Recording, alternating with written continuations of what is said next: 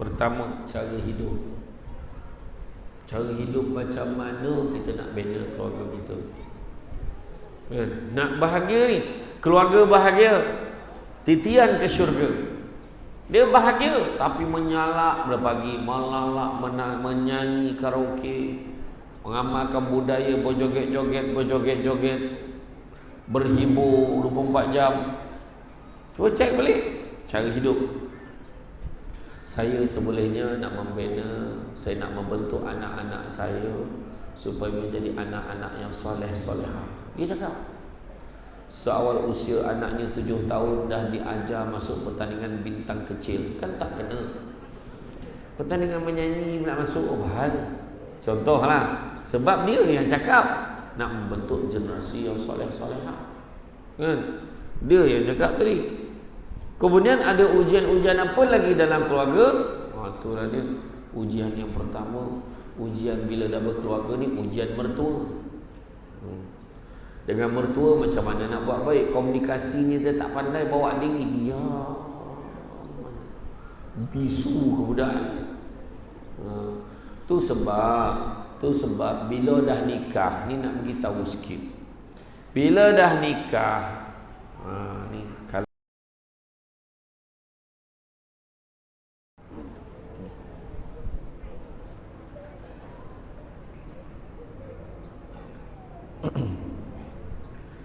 A'udzubillahi minasyaitonirrajim. Bismillahirrahmanirrahim. Assalamualaikum warahmatullahi wabarakatuh. Alhamdulillahillazi arsala rasulahu bil huda wa dinil haqqi liyuzhirahu 'ala dini kullihi walau karihal kafirun walau karihal musyrikun walau karihal muslimun.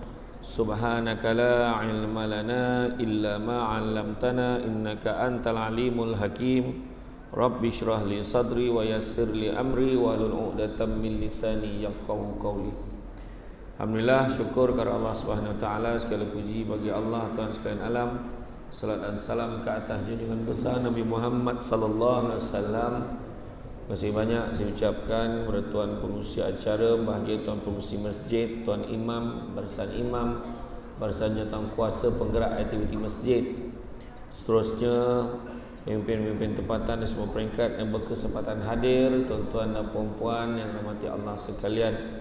Syukur kita kepada Allah Subhanahu wa taala kerana limpah dan izinnya dapat kita bersama-sama pada malam ini bagi mengikuti majlis ilmu dengan topik keluarga bahagia titian ke syurga.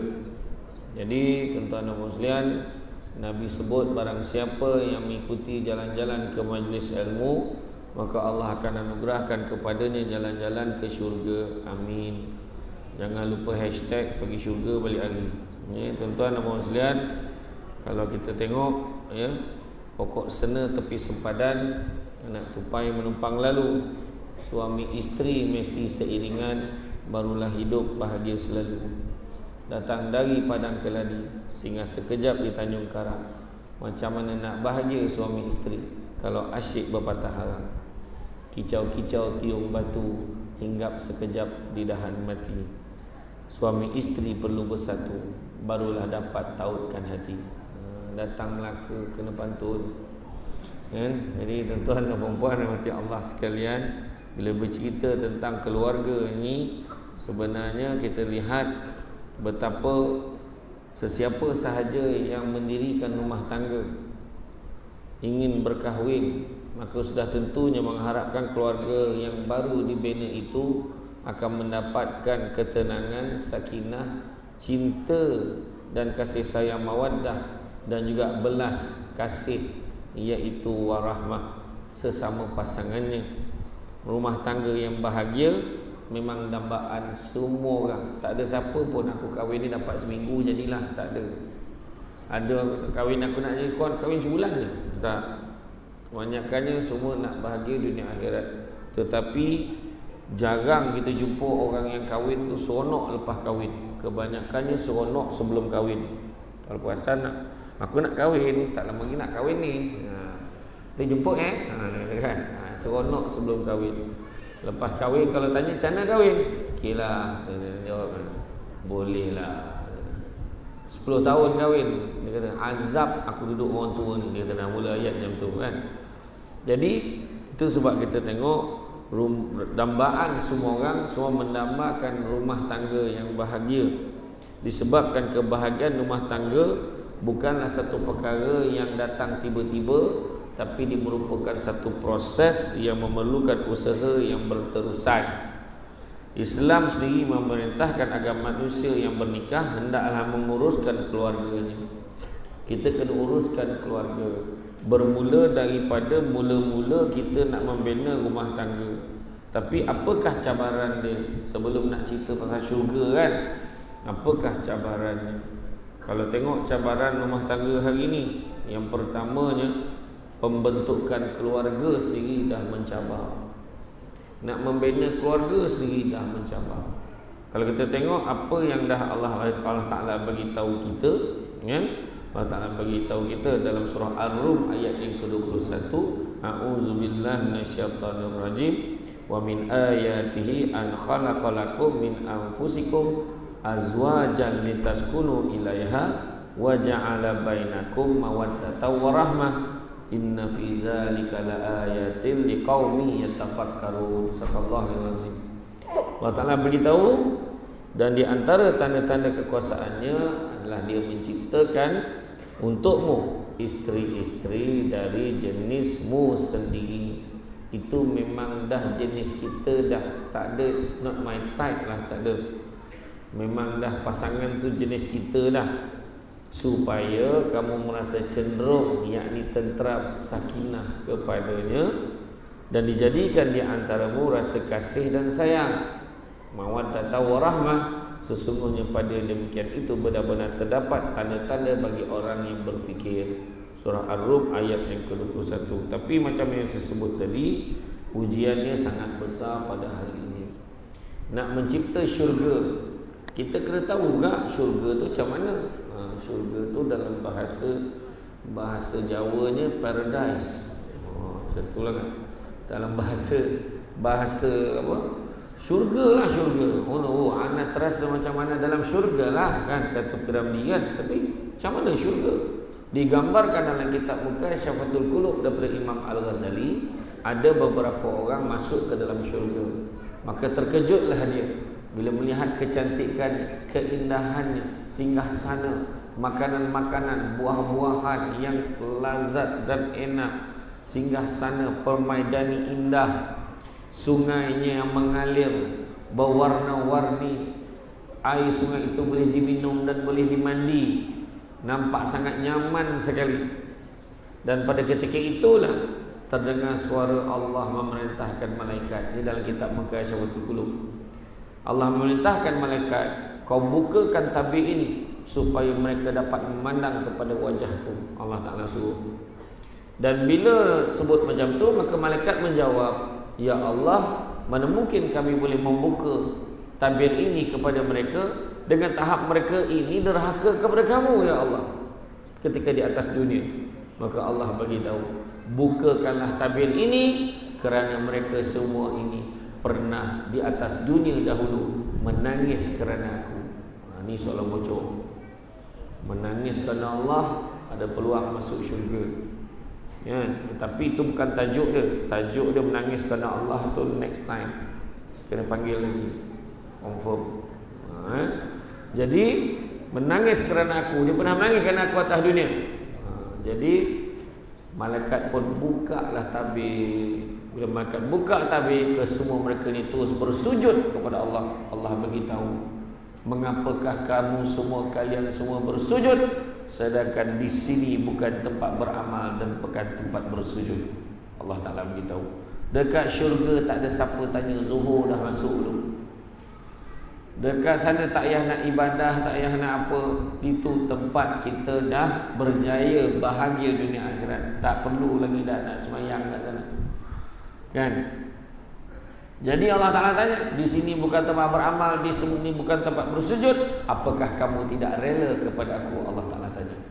Maka dia semua jawab, ya Allah, mana mungkin kami rela kepada kamu, mana mungkin kami tidak rela kepadamu, ya Allah, dengan tahap kau menyediakan kepada kami sesuatu yang tak pernah terlihat dari mata, tak pernah terdengar kat telinga, dan tak pernah terdetik dekat hati. Maknanya syurga ni tak ada siapa boleh apa kata orang Melaka sebut tu, tak boleh describe, tak boleh nak gambarkan macam mana rupa syurga tu. Tapi yang tahunya hebat dia tu tak terbayang kat hati kita ni macam mana, tapi dia hebat. Kalau kita rasa hebat, dia hebat lagi. Kalau kita rasa tu cantik, dia cantik lagi. Kadang-kadang kita tengok pemandangan kan, dekat dalam ada orang share gambar air terjun, tergambar nampak suasana taman kan, cantiknya lah. Jangan risau, syurga lebih lagi cantik daripada itu. Macam itulah gambaran dia. Jadi kita nak jadikan rumah tangga kita ni syurga. Syurga ni antaranya apa? Terbayang ada. Terbayang makanan ada. Jadi makna kata orang perempuan kau dapat lah macam tu. Suami baru terbayang dah ada telur dadah. Baru terbayang sakit belakang abang, terus capai minyak zam, syurga. Isteri pula lama betul tak makan luar, dah siap jom kita makan kat luar. Tu dapat dia. Tu maksud dia. Kau dapat lah kan, kau dapat. Ni cerita ni kalau boleh. Tapi memang kita ni sebagai manusia, keupayaan kita sudah tentunya terbatas. Apa cabaran pembentukan keluarga? Pertama, nak bina keluarga ada banyak masalah. Kata yang pertama, duit tak ada. Nak bina keluarga dia kata duit tak ada, tapi dimampukan dengan pinjaman peribadi. Boleh buat personal loan nak kahwin? Boleh buat personal loan. Dah lah buat personal loan dengan interest pula tu. Bayangkan tuan-tuan dan puan, buat pinjaman peribadi dengan sistem riba untuk bina keluarga. Satu. Tu yang jadi kadang-kadang kita cuba cek balik berapa ramai. Yang kedua, ekonomi tak menentu. Keadaan ini cabaran ni, kita cerita cabaran. Dan begitu juga ikhtilat sebelum perkahwinan tak jaga. Cabaran sekarang lebih 50% pasangan yang kahwin kebanyakannya dah tak suci lagi. Baik jantan, baik tino sama dulu. Hari ni lebih 50% menurut kajian. Macam mana nak cakap tu? Jadi angka tu agak tinggi. Alah biasalah zaman sekarang suruh orang tu mengucap balik semula. Sadar sikit lagi. Biasalah sekarang. Nampak ayat. Siapa kata biasa? Kan? Dan begitu juga kekurangannya, cabarannya apa? Ilmu. Nak membina rumah tangga, ilmu tak ada. Orang dulu-dulu cukup pentingkan anak dia mesti ada ilmu. Masak macam mana, layan suami macam mana, hormat ke orang tua macam mana, adab macam mana, semua dah diajar. Masak air macam mana, bawa cawan. Inilah masjid yang pertama saya jumpa cawan dengan nalih memang ngam pasangan kan, adalah masjid ini bertutup siap sama jenis. Tapi sayangnya airnya air kosong. Tapi itu pengajaran pertama. Kena syukur. Kosong pun kosong lah. Kan? Jadi makna kata itu adalah cabaran. Tetapi ada tak disebut oleh Nabi? Ada. Nabi bagi pula garis panduan. Nabi bagi garis panduan. Kalau nak kahwin ni mestilah lihat kepada 4 perkara. Pertama, tengok li jamaliha, tengok kecantikan dia, ketampanan dia. Kan sebab apa? Sebab nak hidup dengan dia bukan sehari dua. Kalau hari pertama lagi muka tak boleh belah, macam mana belah? Aduh, hai, ini ke muka bini aku? Aduh, balok. Dia cakap itu. Yang lelaki tu perasan dia handsome. Dia tak tahu yang bini pun daripada tadi nak muntah tengok muka dia. Macam tu lah kan. Jadi mustahab. Cuma jangan panik dulu, relax. Maksud saya bila saya kata ketampanan dan kecantikan, jangan digusarkan, kerana bila sebut tampan, bila sebut cantik, subjektif. Handsome kat orang ni tak handsome kat orang tu. Cantik kat orang ni tak cantik kat orang tu. Suka betul aku tengok lelaki tu. Hai. Gigi jarang, tapi dia suka. Ciri-ciri dia memang suka lelaki yang gigi jarang. Sebab bila gigi jarang, susah daging ayam nak melekat celah-celah gigi. Macam tu lah ayat dia. Kan? Mungkin pada pandangan dia macam tu. Kan? Yang lelaki tu pula, ya Allah, suka aku tengok mancung hidung dia, gigi dia. Dia suka bini yang gigi dia ke depan sikit. Dia suka. Nak buat macam mana? Tak, itu masing-masing kita mungkin gelak, tapi itu hakikat. Suka tengok perempuan bergigi taring. Ada kan? Macam tu kan? Ada kecantikan. Ada orang suka perempuan yang bibir tebal. Ada orang suka yang lelaki tu bulu kening dia lebat. Lebat betul. Lagi lebat pada misai ni. Ada orang tu dia suka yang international. Abang Ila, Abang Ima, Abang Ipal. Abang Ila tu Bangla, Abang Ima tu Myanmar, Abang Ipal tu Nepal. Macam tu lah. Dia suka yang international. Nak buat macam mana? Sebab mata berbeza-beza. Nabi kata tu pertama, li jamaliha. Kedua, li nasabiha, li hasabiha, keturunan dia. Yang cowok nak cari yang cowok juga, yang banjar nak cari banjar, kan?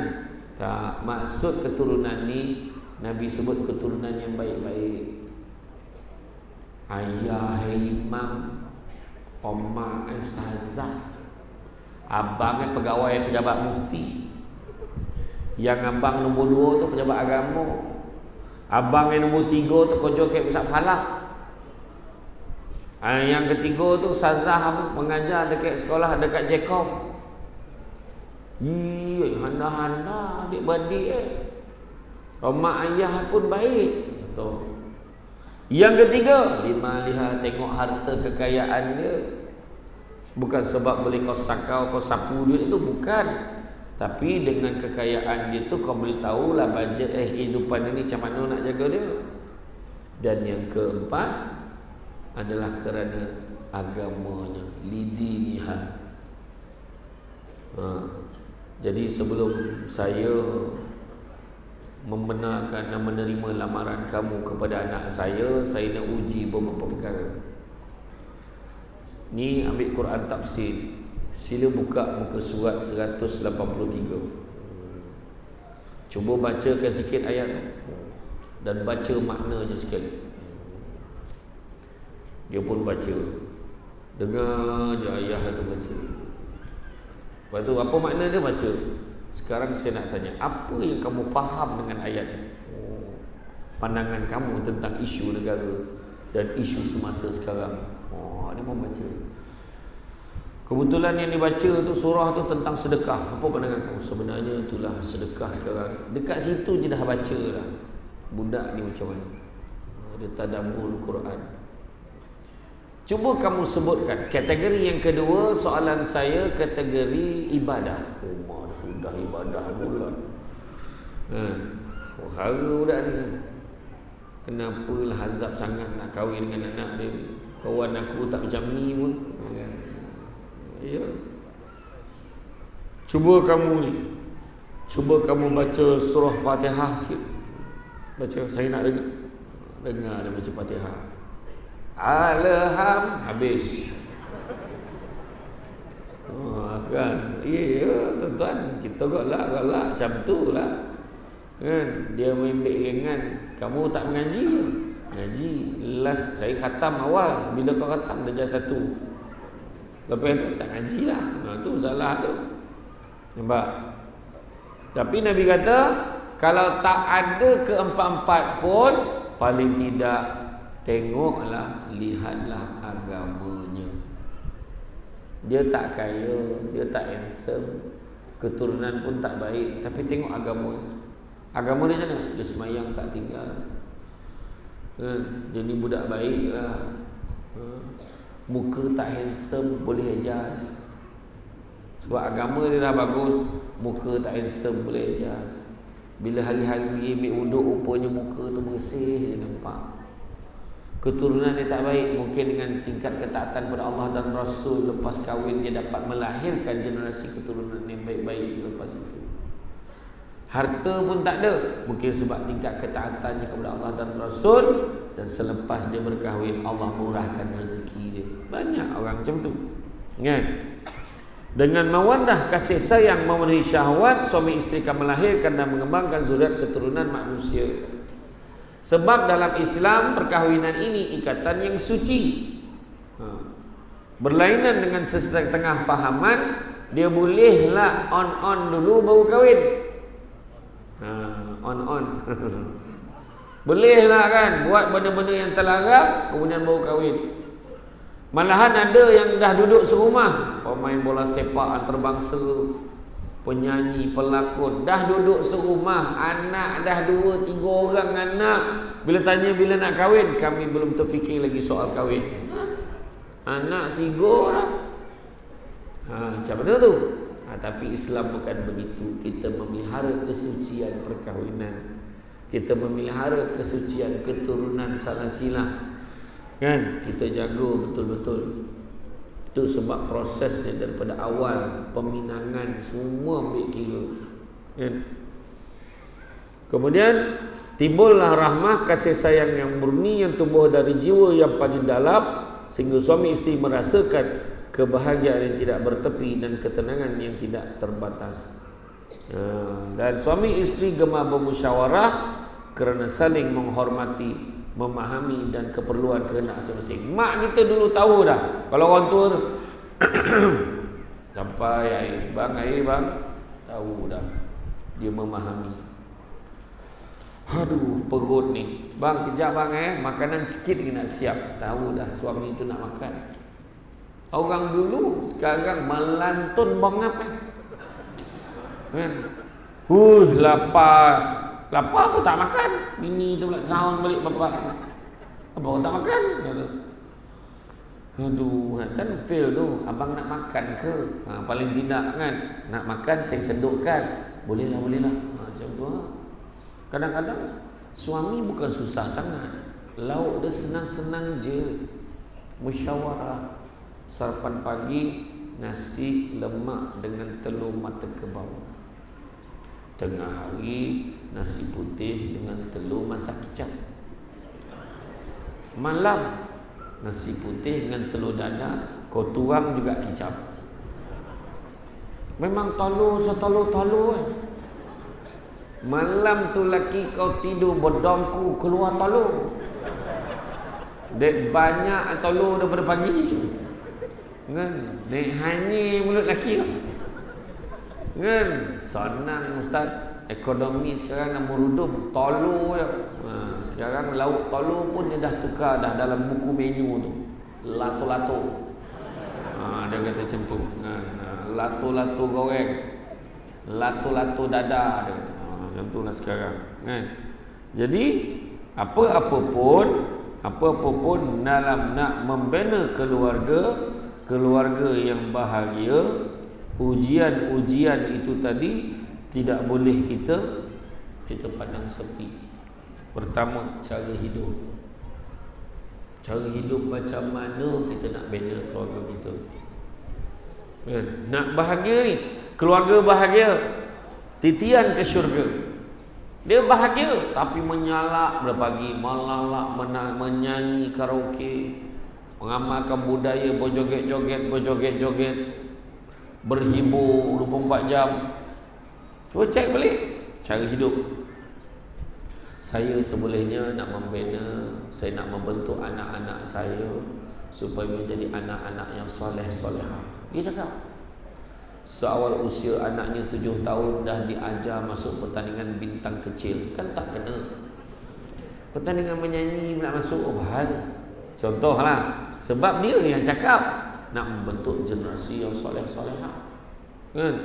Dia yang cakap tadi. Kemudian ada ujian-ujian apa lagi dalam keluarga? Itulah dia. Ujian yang pertama, ujian bila dah berkeluarga ni, ujian mertua. Dengan mertua macam mana nak buat baik, komunikasinya dia tak pandai bawa diri, dia bisu ke budak ni.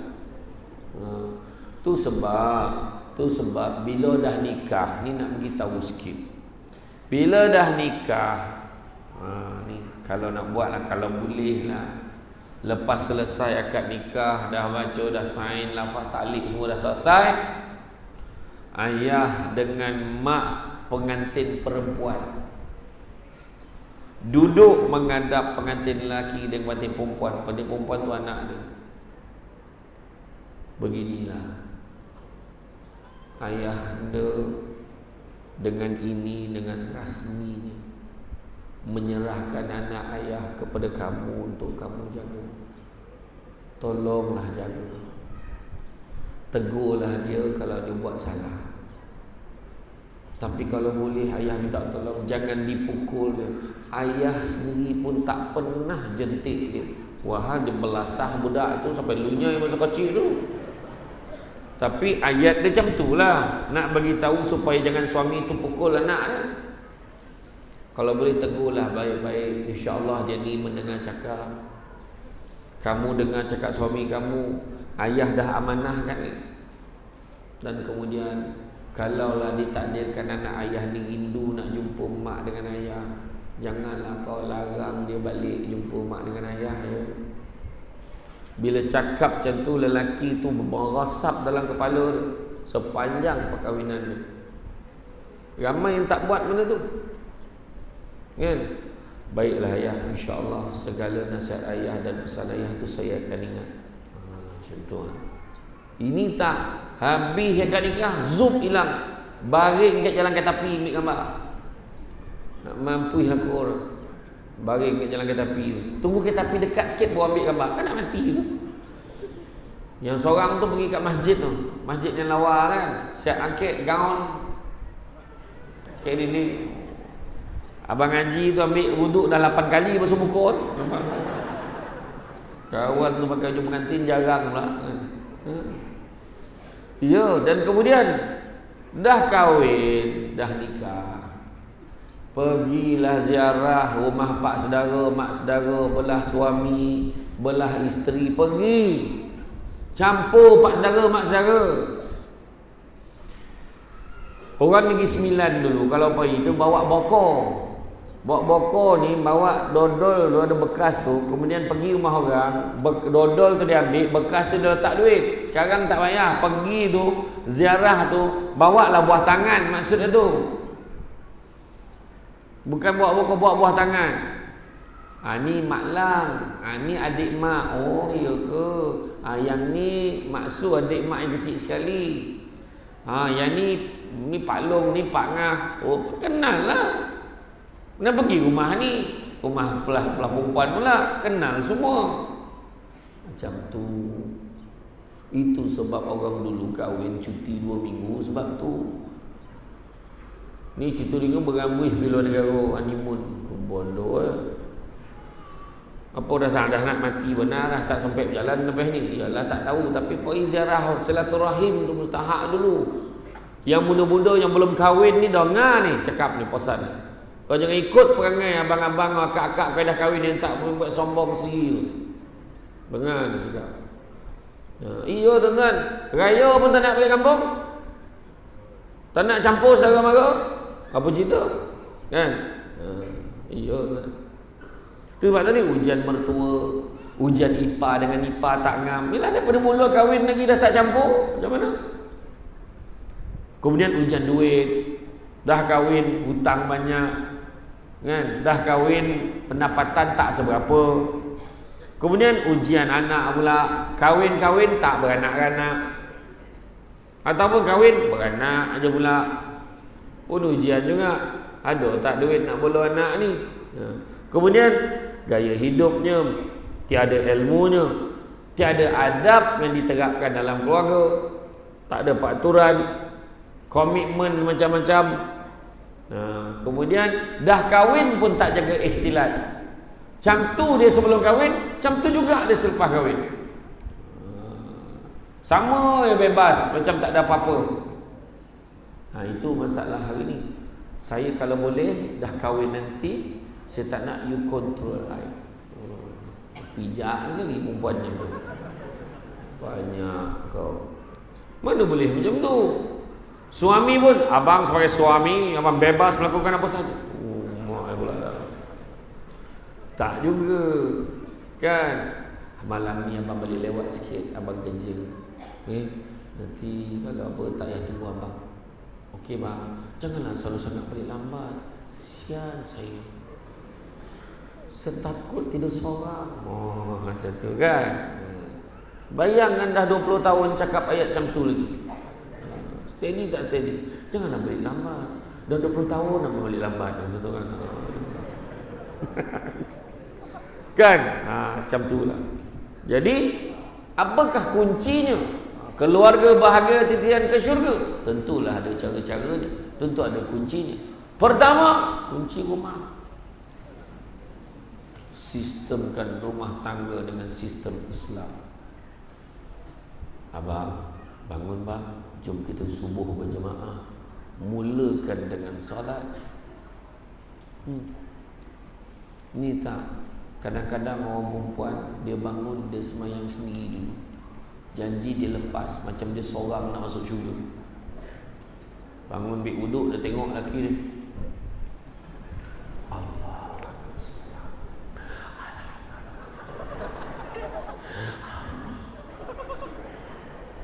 Itulah khusyuk, tawaduk. Assalamualaikum warahmatullahi wabarakatuh. Dia lam, dia tengok lelaki tak kata neraka lah orang tua ni. Hamba sedap engkau. Kejutlah suami tu. Abang bangunlah subuh. Kalau macam tu lah kaedah kejut, sudahnya dua-dua tak subuh. Suami pun tanya, kau ni mengajut ke mengajak? Nak mengajak lah, ngajak solat. Iyalah kejap. Kejut. Kejutkan anak. Dah ada anak? Pergi, tak apalah, abang pergi mandi sekejap, siap. Pergi kejutkan anak kita. Ada yang silap. Kesian abang, anak kecil lagi. Semak kecil lagi kena ajar. Semayang berjemaah. Nabi kata, didiklah anak-anak kamu solat seawal usia 7 tahun. Dan apabila 10 tahun dia tidak solat, maka rotanlah dia. Nabi ajar suruh didik daripada 7 tahun. Kalau 10 tahun tak solat baru rotan. Bukan tiba-tiba umur 10 tahun suruh solat, sedangkan pada dulu tak ajar dia solat. Faham? Kejutlah anak pun lama kotoyul. Kenapa lah? Tak apa, paksa. Kena semayang jemaah dengan ayah. Nabi kata, bezakan rumah tangga kamu, rumah kamu dengan kuburan. Apa beza? Apa yang sama? Kalau rumah tidak dialunkan dengan bacaan ayat suci Al-Quran, sudah tentunya rumah itu tidak ada beza dengan kubur. Maka salah satu nak mengalunkan bacaan ayat suci Quran selain pada mengaji Quran, solat berjemaah, bangun subuh. Ayahnya pun dah siap semua, dah bersedia dah ya. Allahu Akbar. Anak kat belakang, ada gema. Macam ada speaker mana. Ayahnya pun macam, Bismillahirrahmanirrahim. Alhamdulillahi Rabbil Alamin. Ar-Rahmanirrahim. Maliki Yawmiddin.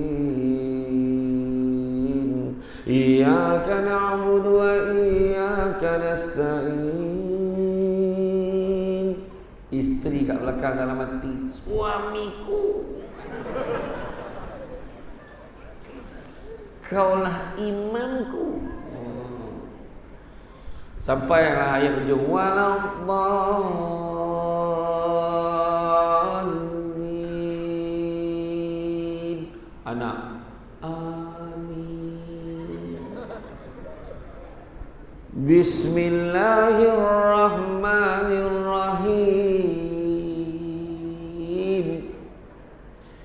Inna a'tainakal kautsar. Anak kat belakang, dah agak dah. Anak mana tahu ayah dah macam tu. Tak apa, jadi imam. Habis sembahyang, Assalamualaikum warahmatullahi. Assalamualaikum warahmatullahi. Semua keluarga istighfar. Astaghfirullahaladzim allazi la ilaha illa wal hayyul qayyum wa atubu ilaih. Lepas tu doa pula. Sebiji macam doa majlis rasmi kerajaan negeri.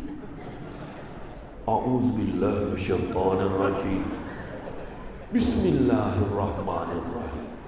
Ya Allah, Kaulah yang Maha Pengasih lagi Maha Penyayang.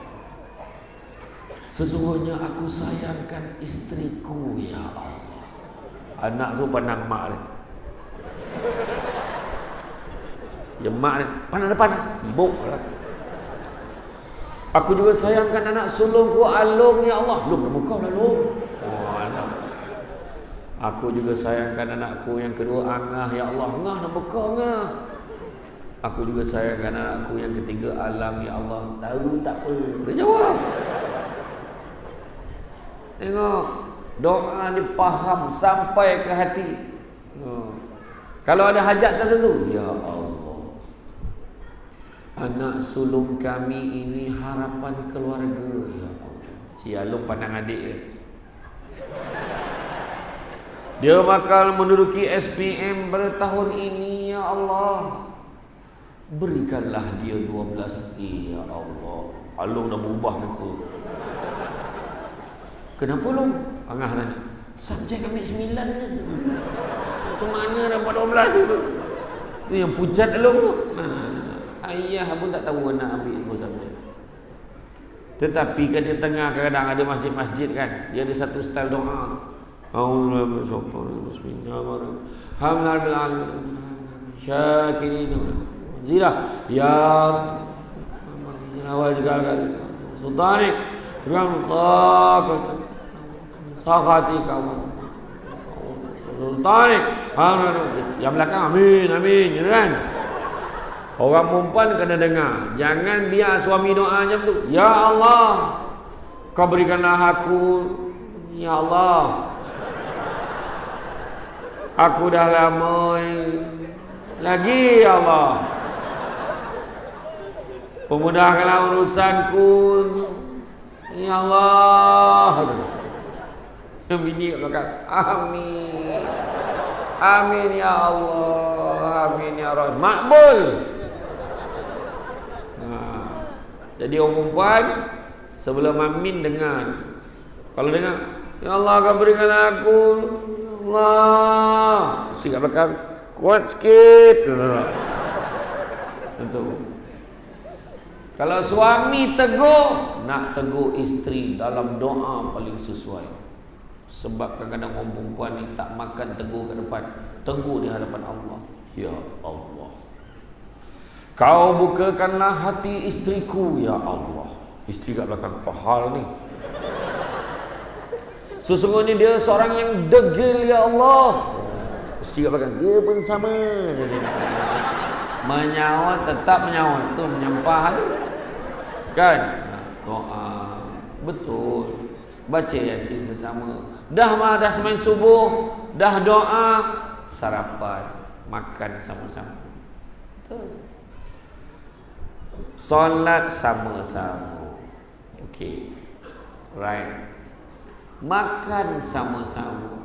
Asal tak? Sebab dalam makan, perbuatan makan tu. Contoh, panggil suami last sekali, anak-anak dah hidang semua, makan semua. Anak tak adalah ramai sangat, kami je tu dalam 10 orang tu.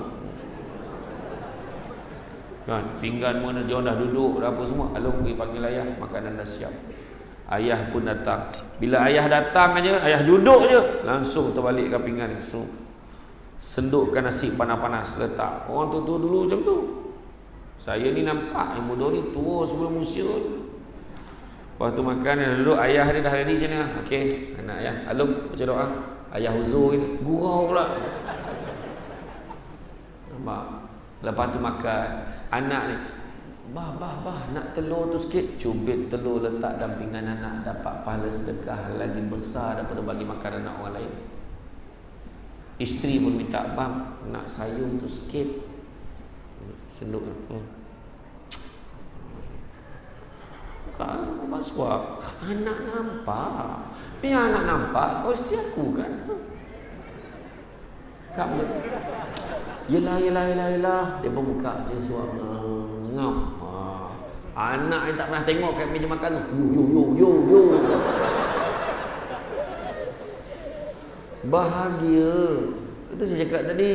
Makan sama-sama, tidur sama-sama. Itu masalah pada orang yang dah mula meningkat usia. Yang muda tak ada hal, memang tidur sama, tak boleh dipisahkan. Yang tua ni, makin tua makin jauh. Mula-mula dalam bilik, luar bilik. Lama-lama dalam bilik yang suami kat ruang tamu. Jangan. Tidurlah sama-sama. Nak ustaz? Kentut kerjanya.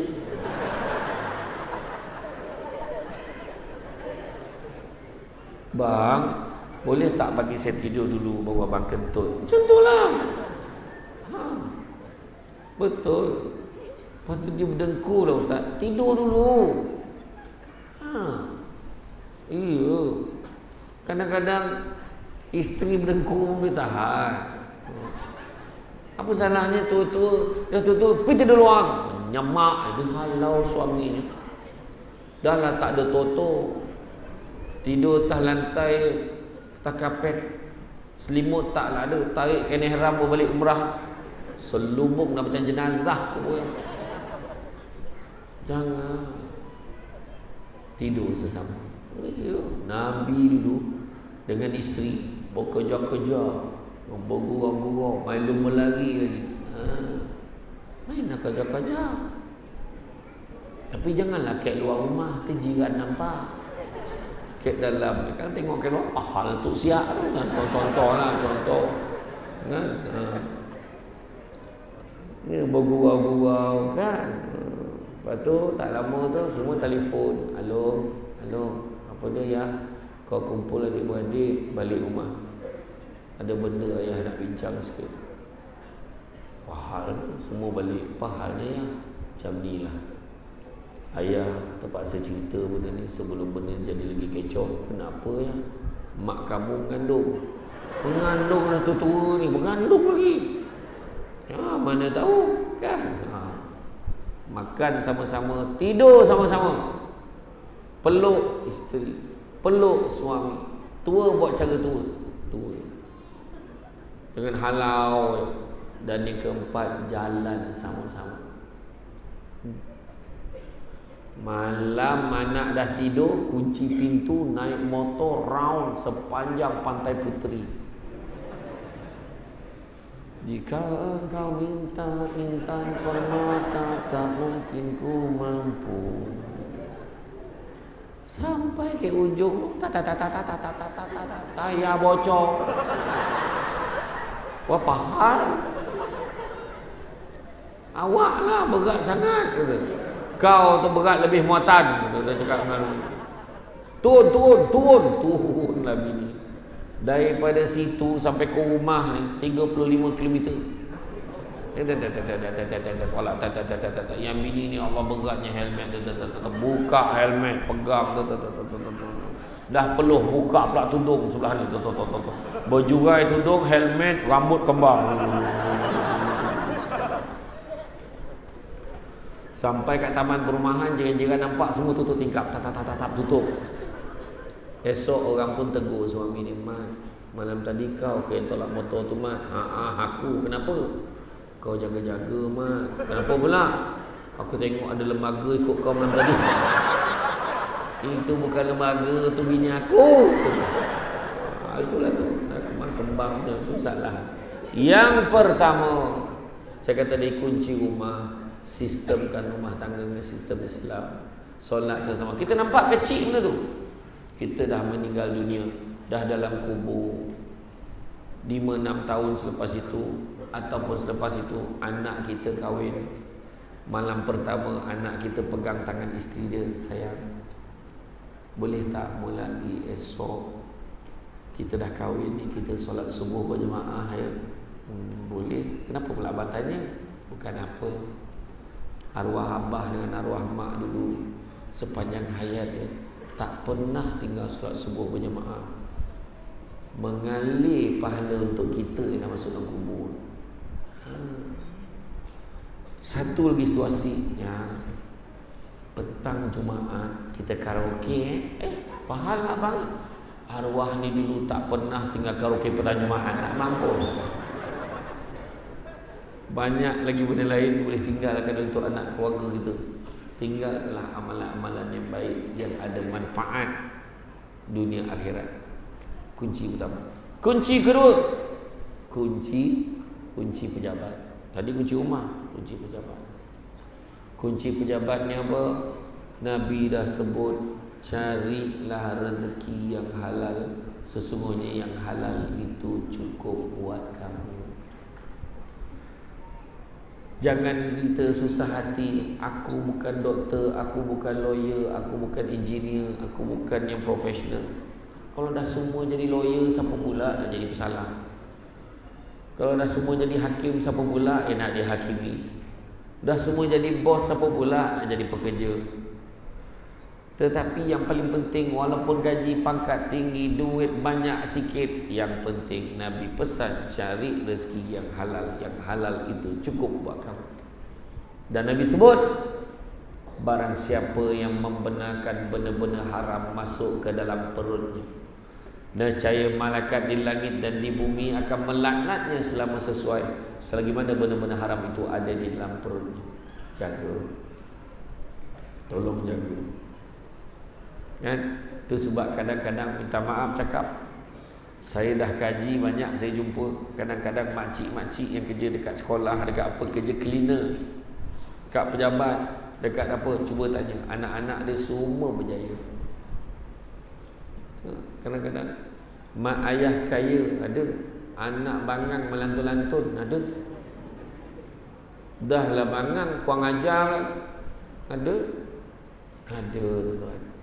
Itu sebab jangan kita risau duit sikit banyak, tapi risaukanlah akan kecukupan. Nabi juga pesan, barang siapa yang mati dalam keadaan benda haram ada di dalam perutnya, nescaya dia akan menjadi bahan bakar untuk api neraka. Wa na'udzubillah. Dan begitu juga Nabi pesan, manusia yang paling kaya adalah manusia yang merasa cukup dengan apa yang dia ada. Allah uji muda dengan tua, sehat dengan sakit, lapang dengan sempit, hidup dengan mati, kaya dengan kecukupan, bukan dengan miskin.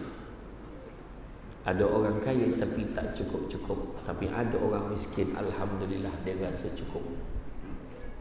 Okey? Itu yang kedua, kunci pejabat. Jual burger, berniaga online, jual asam pedas tetel, asam pedas ayam, asam pedas ikan, tak kisah apa ni, ikan jenahak merah, tak kisah. Yang penting halal sumbernya. Nampak? Ketiga, kunci kereta. Hala tuju pemanduan keluarga, bawalah ke arah mardatillah, ke arah yang diredai oleh Allah Subhanahu Wa Taala. Allah redha.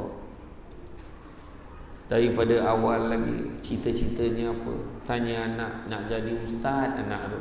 Soal tu nak jadi ustazah. Seorang tu nak jadi seorang pendakwah, contohnya nak jadi orang yang menjaga hal ehwal agama, kata ni contoh. Dia nak jadi doktor, bagus jadi doktor pakar Islam, bagus, tak ada masalah. Nak jadi peguam syar'i, dia kata, nak membela nasib orang yang tertindas dalam perkahwinan, contoh. Salah. Hala tuju tu mustahab. Faham? Dia kata ni, kalau kita dah membiasakan anak kita dalam dunia hiburan, maka hibur-hibur je lah hidup dia. Itu sebab kita hati-hati. Zaman sekarang ni zaman orang mudah terhibur, sebab terlalu banyak benda menyebabkan dia terhibur. Zaman dulu nak hiburan, nak tengok TV, kena tunggu pukul 5. Dulu tunggu petang baru ada TV. Dan zaman sebelum saya lagi pula, TV pun bukan semua orang ada, kan? Saya sempatlah tengok lesen TV tu, lesen TV dan radio yang pakai frame, yang pakai skru tu. Sempat saya tengok, kan? Zaman ni berhibur je, macam-macam ada dekat tangan dia tu, dekat handphone dia tu, macam-macam ada dalam tu. Jap tengok, tergelak seseorang. Bukan hanya anak, laki bini pun sama. Dapat pegang telefon, suami pun tak peduli. Suami dapat telefon, isteri pun tak tahu. Salah betul. Tu saya kata tadi, cabaran gaya hidup hari ini, media sosial. Lepas tu ukuran bahagia, berlumba-lumba nak tunjuk keluarga sendiri, nak tunjuk konon dia lah manusia paling bahagia dalam dunia ni. Tak perlu. Okay? Hala tuju ke arah yang diredai oleh Allah Ta'ala. Contoh suami ni beritahu anak-anak semua, mari sini, ayah nak beritahu. Apa dia yang? Ayah ni nak pergi masjid, nampak tangan dekat tangan ayah ni ada duit RM10. Kenapa ya? Duit RM10 ni duit ayah tau, duit gaji ayah. Jadi ayah hari ni nak masuk dalam tabung sebab nak bersedekah. Jadi anak-anak ayah pun kalau nak sedekah, buatlah baik. Kerana apa? Dengan sedekah Allah tidak akan mengurangkan rezeki kita, malahan melipat gandakan lagi rezeki kita. Tak mampu bagi RM10, bagi 10 sen pun tak apa. Macam tu dia ajar anak. Tu hala tuju. Jadi anaknya sampai ke besar tahu sedekah. Nampak Yang keempat, kunci syurga. Tak ada siapa dalam ni nak masuk neraka. Ada? Tak apa weh, kita masuk neraka pun last nanti masuk syurga juga. Berhayat ke? Jangan. Tak ada siapa yang sanggup menahan keperitan berada di dalam neraka, kan? Teruk. Allah Ta'ala memberikan satu kelebihan pada Nabi kita ketika peristiwa Isra wal Mi'raj. Nabi sempat tengok syurga, Nabi sempat tengok neraka. Dalam neraka bila Nabi tinjau, Nabi nampak ramai orang perempuan, kan? Ramai orang perempuan. Tapi orang perempuan jugalah yang Allah Ta'ala berikan laluan senang nak masuk syurga. Tu dia. Perempuan senang masuk syurga. Kata Nabi, jaga solat, jaga puasa, jaga maruah diri, maruah suami, taat perintah suami. Kalau jaga keempat-empat ni, masuklah ke dalam syurga. Mengikut mana-mana pintu, mengikut pilihan hati kamu. Nabi siap bagi tahu orang perempuan boleh pilih pintu. Orang lelaki mana boleh pilih pintu, dapat masuk untung. Semua neraka, termasuk yang bercakap. Sebab kita dekat dengan neraka, sebab tanggungjawab kita sebagai anak lelaki, sebagai suami, sebagai lelaki, sebagai pemimpin terlalu besar. Banyak soalan kena tanya. Asal ibu pun kena tanya, mak kita kena tanya, pasal adik perempuan yang bawah tanggungan kita pun kena tanya. Kalau ada makcik yang dah tak ada lah, saudara waris lain memang bergantung pada kita pun kita kena tanya. Itu sebab nak masuk syurga, kalau nak masuk syurga ada satu kunci. Sebab kunci syurga kan, iaitu rahmat Allah. Nak dapat rahmat Allah, tak ada cara lain. Beribadahlah sebanyak-banyaknya. Sebab itulah kalau beribadah, jangan lepaskan diri sendiri je. Ajak anak keluarga solat sama, ibadah sama, mengaji sama, ajak. Dan yang kelimanya adalah kunci spare. Pahal pula kunci spare Samsul Debat ni. Kunci ada banyak. Kunci yang asasnya pada mak ayah ada kunci asal. Anak-anak ahli keluarga lain semua ada kunci spare. Maksudnya semua pihak, suami, isteri, mak, ayah, anak-anak, mainkanlah peranan masing-masing dalam keluarga. Suami keluar cari rezeki, jangan salah faham. Suami keluar cari rezeki, aku cari rezeki. Kerja kau jaga rumah. Tak betul. Suami keluar cari rezeki, kerja rumah pun kerja suami, tapi suami minta tolong isteri, tolong bantu dia jaga rumah. Itu baru betul. Jadi bukan kan kerja kau, kan salah. Kerja aku minta tolong isteri aku buat. Malahan isteri buat lebih baik. Kerja orang perempuan hanya 2 sahaja. Layan suami melahirkan anak, that's all. Layan suami melahirkan anak, itu sahaja. Orang lelaki dah mula bahal pula. Kan? Orang lelaki balik kan dia kena tanya, abang perasan tak Samsul Debat sebut tadi peranan orang perempuan dan peranan lelaki? Abang perasan tak bang? Abang time tu terlelap tu tak perasan sangat. Orang lelaki ingat, orang perempuan kerjanya melahirkan anak dan melayan suami. Itu saja. Yang lain, kemas rumah, basuh kain, basuh baju, masak, besarkan anak, sental bilik air, kemas rumah, menyapu laman, menyapu dalam rumah, vacuum, semua, lap, lipat baju, tingkap, semua bersihkan, kemas rumah, all in. Semua adalah merupakan tanggungjawab suami.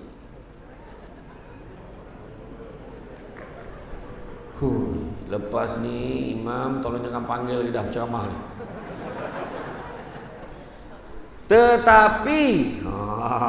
Tetapi ni yang tak syok ni ustaz, dengar dulu. Nabi sendiri tidak menyusahkan isterinya untuk perkara yang Nabi boleh buat sendiri.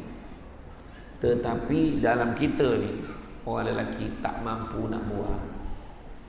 Maka dengan itulah kita minta tolong isteri kita. Dan isteri memangku tugas suami sebenarnya. Maka suami balik nampak rumah kemas, asyik baik kemas rumah, kau tak siap kau, dia pula salah. Balik rumah, ya Allah kemasnya rumah ni, terima kasihlah isteri abang, tolong kemaskan rumah ni. Abang pun tak terbuat semua. Okey, dia nak buat. Dia kata apa? Bertuah lah ustaz kalau dapat jantan cakap macam tu. Buktikan. Tu dia. Sebenarnya betul.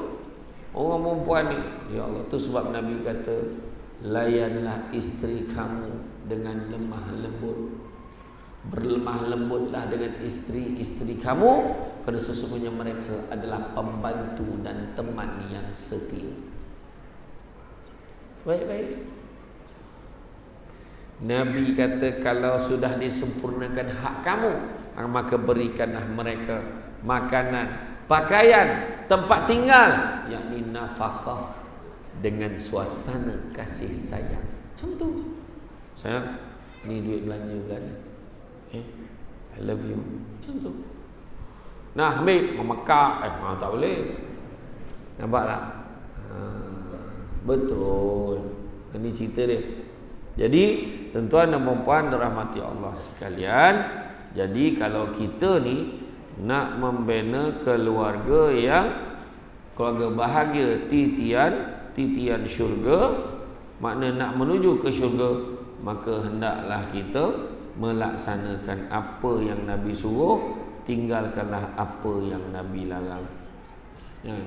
Apa yang Nabi suruh kita buat, apa yang Nabi larang jangan kita buat.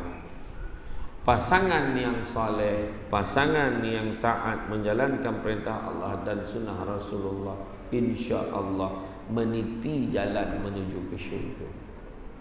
Pilihlah pasangan dengan sebaiknya. Pimpinlah pasangan mengutamakan keimanan dan ketakwaannya daripada kecantikannya. Bawalah keluarga kita menuju ke arah yang diredai oleh Allah Subhanahu wa taala.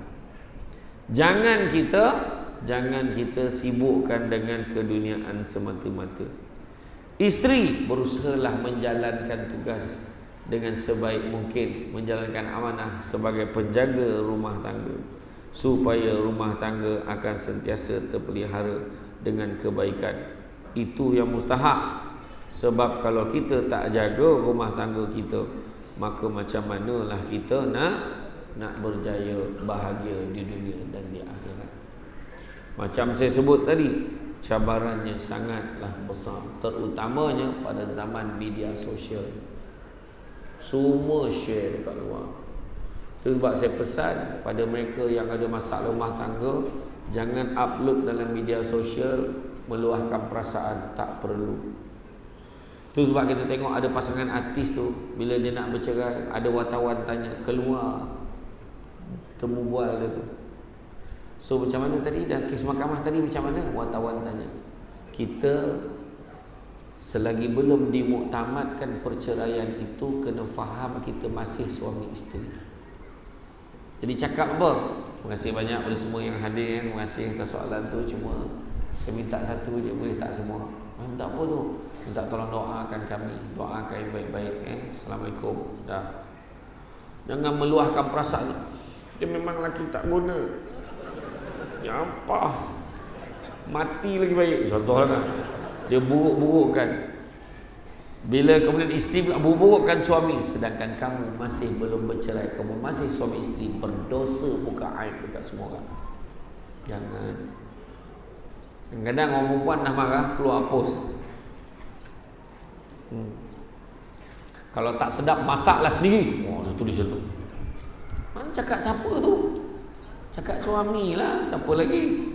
So, orang akan baca je, kau marah sangat dengan suami kau ke, komen. Memang elok tu, suruh jantan tu masak sendiri. Yang komen bawah tu pun sama naik dia. Yang seorang tu lagi lah, kalau aku jadi engkau, dah lama aku minta cerai dah, seko lagi. Dia jadi wakil syaitanir rajim. Itu sebab hati-hati. Tuan-tuan dan puan-puan dirahmati Allah sekalian, hari ini satu pasangan bercerai setiap 13 minit. Setakat kita ceramah ni, dah 5 pasangan bercerai. Macam tu lah statistik dia. Macam tu saja. Dulu setakat tahun lepas, paling awal bercerai, hari ni kahwin, esok cerai. Yang terbaru, dalam majlis pernikahan itu berlaku perceraian. Itu paling awal. Aku ceraikan kamu dengan talak 3, depan semua orang dah sebut. Itu sebab kita kena perbetulkan balik, perhalusi balik. Kalau kahwin tu, kenapa nak kahwin? Itu yang imam tanya, kenapa kau nak kahwin ni? Mak bising. Masa bila lah mak tak bising? Memang kerja mak tu bising. Bila kahwin? Bila nak kahwin? Bila nak kahwin? Bila nak kahwin? Bila dah kahwin? Bila nak beranak? Bila dah beranak, anak perempuan aja. Bila dapat anak lelaki? Dapat anak lelaki, beranak je kerja kau. Salah pula beranak. Lepas tu kenapa kamu nak kahwin? Apa sebab kamu kahwin? Kawan-kawan habis kahwin semua dah, tinggal saya je belum. Yang seorang tu, kenapa nak kahwin? Umur banyak dah, bila lagi nak kahwin? Yang seorang lagi, kenapa nak kahwin? Geram tengok budak perempuan tu, lagi teruk. Susah nak jumpa bila mam tanya, kenapa kamu nak kahwin? InsyaAllah mam, saya nak kahwin ni memang kerana Allah. Biasanya jawab kahwin kerana Allah ni biasanya lelaki yang dah kahwin. Yang faham-faham tak faham sudah. Sampai hati abang buat macam ni. Kenapa bang? Kenapa? Kerana Allah. Tapi belum tentu lepas. Ya. Jadi tuan-tuan dan puan-puan sekalian, jagalah. Peganglah Al-Quran dan Sunnah. Nabi kata kalau ada masalah dalam hidup kita, dalam keluarga kita, pasangan kita, Nabi dah beritahu pada umatku nanti, kalau dia berpegang kepada kedua-duanya, nescaya dia tidak akan tersesat selama-lamanya. Itulah Al-Quran dan Sunnah. Tengok Nabi macam mana cara Nabi layan isteri, tengok macam mana cara Nabi layan anak-anak cucu dia. Maka itu jugalah yang patut kita lakukan. Jadi tuan-tuan dan puan-puan sekalian, buat bersegi elok bertingkat, pahat papan teruna bertiga, suami isteri eloklah berpakat, barulah aman berumah tangga. Mentari menyala sinar berbayang, menyilau mata tidak terperi, curahan kasih pupuklah sayang, semarakkan cinta suami isteri. Masak lemak daun turi, bungkus upih boleh dibawa, kasih isteri menyerah diri, kasih suami berkorban nyawa. Jadi tuan-tuan muslimin, itu saja daripada saya. Cukup sekarang tu. Cara renungan makrifat, renungan tajam tu saya faham. InsyaAllah tuan-tuan muslimin, keluarga bahagia, titian ke syurga dengan 3 syarat. Pertama, ikut syariat Islam. Yang kedua, tidak ada pasangan yang suka dirinya dibanding-bandingkan dengan orang lain. Jangan banding-bandingkan. Dan yang ketiga, tidak ada pasangan yang kenal pasangannya, melainkan itu adalah proses yang berterusan. Kita memang sikap perangai boleh berubah, maka kita kena kenal pasangan kita. Jadi itu saja daripada saya.